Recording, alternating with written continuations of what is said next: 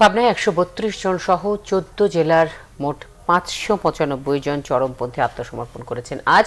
এ সময় স্বরাষ্ট্রমন্ত্রী আসাদুজ্জামান খান কামাল বলেন, তাদের স্বাভাবিক জীবনে ফেরাতে যথাযথ সহযোগিতা করা হবে। পাবনায় জেলা পুলিশ আয়োজিত চরমপন্থী সদস্যদের আত্মসমর্পণ অনুষ্ঠানে উপস্থিত ছিলেন আইজিপিও।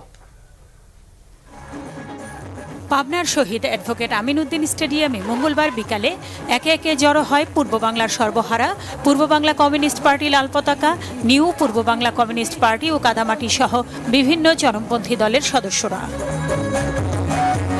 জেলা পুলিশ আয়োজিত এ অনুষ্ঠানে ৫৯৫ জন চরমপন্থী স্বাভাবিক জীবনে ফেরার উদ্যোগ নেয়।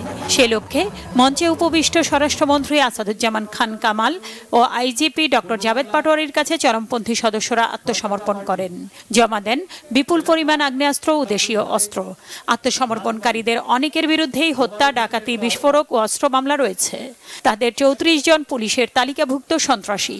তাদের একটাই আশা, অন্ধকার জগৎ ছেড়ে আলোর পথে আসতে, মামলাগুলো প্রত্যাহার করে অর্থনৈতিকভাবে পুনর্বাসিত হওয়া।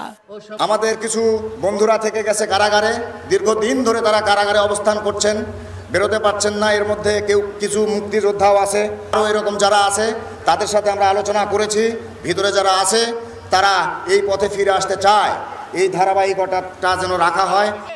দস্যুবৃত্তি ও উগ্রপন্থা নির্মূলে সরকার সবসময় তৎপর উল্লেখ করে স্বরাষ্ট্রমন্ত্রী বলেন, যারা স্বাভাবিক জীবনে ফিরে আসতে চায় তাদের প্রতি সরকারের সর্বাত্মক সহযোগিতা রয়েছে।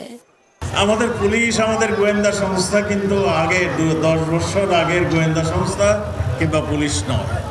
এরা যে কোনো চ্যালেঞ্জ মোকাবেলা করতে পারে। আপনারা সন্ত্রাসী কর্মকাণ্ড চালাবেন আর আমাদের এই নিরাপত্তা বাহিনী বসে থাকবেন, আমাদের গোয়েন্দা বাহিনী বসে থাকবেন, এটা চিন্তাই করবেন না। আমরা জলদস্যু, বনদস্যু, মাদক ব্যবসায়ীদেরকে স্বেচ্ছা প্রণোদিত আত্মসমর্পণ প্রক্রিয়া সম্পন্ন করে তাদেরকে জাতীয় জীবনের মূল ধারায় সম্পৃক্ত হওয়ার সুযোগ করে দিচ্ছি।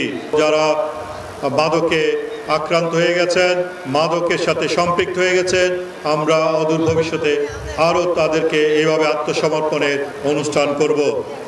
মোট ৫৯৫ জন আত্মসমর্পণকারী চরমপন্থীর মধ্যে ১৬ নেতা সহ ওয়ারেন্টভুক্ত আসামি আছে ৩৪ জন।